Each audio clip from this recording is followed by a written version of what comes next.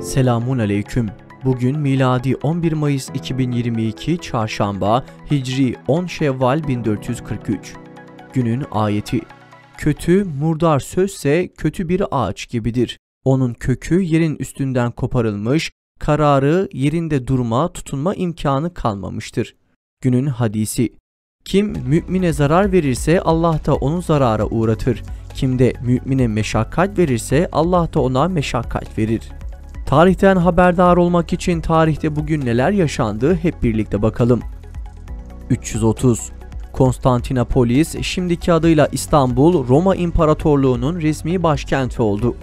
868. Bilinen en eski kalıp baskı kitap Elmas Sutra Çin'de basıldı. 1304. Sonradan Müslüman olduğunu ilan etmesine ve adını Mahmut olarak değiştirmesine rağmen Müslüman beldelere birçok akın düzenleyen ve Müslümanlara karşı Haçlılarla ittifak eden Moğol hükümdarı Mahmud Kazan öldü. 1811. Siyam ikizleri diye anılacak olan Bunker kardeşler doğdu. Karınlarından yapışık olan ikizler 100.000'de bir görülen bu doğumun isim babası oldular. 63 yaşında öldüler ve 18 çocukları oldu. 1946. İsmet İnönü'nün CHP tüzüğünde yer alan Milli Şef ve Değişmez Genel Başkan unvanları kaldırıldı. 1961. Yassıada'da darbeci junta yönetimi önceki Cumhurbaşkanı da dahil olmak üzere eski hükümet üyelerini hukuk dışı yöntemlerle yargılamaya başladı. Yargılamalar sonunda Adnan Menderes, Fatih Rüştü Zorlu ve Hasan Polatkan idam edildi.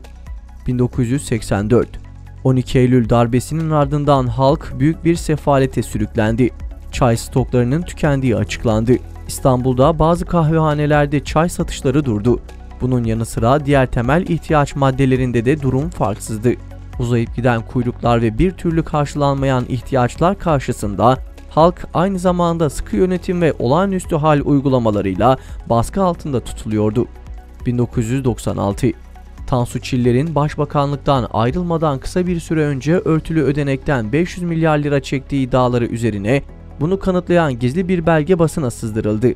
Doğru Yol Partisi Genel Başkanı Tansu Çiller, başbakanlıktan ayrılırken örtülü ödenekten 500 milyar lira çektiğini kabul etti.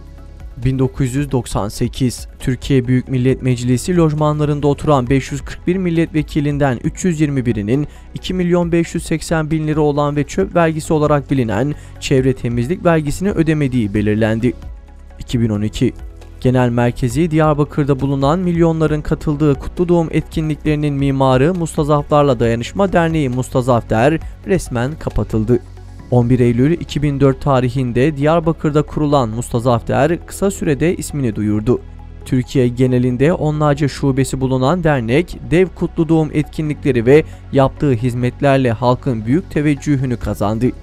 Mustazafder'in yargı kararıyla kapatılması Türkiye genelinde yüzlerce sivil toplum kuruluşu tarafından günlerce protesto edildi. Bazı siyasi partiler ve sendikalar da karara tepki gösterdi. Hukuksuz kararı yurt dışında Avrupa'da faaliyet yürüten onlarca STK tarafından da telin edildi. 2013. Hatay'ın Reyhanlı ilçesinde arka arkaya 2 patlama oldu. Patlamada 52 kişi hayatını kaybederken 150'nin üzerinde kişi de yaralandı.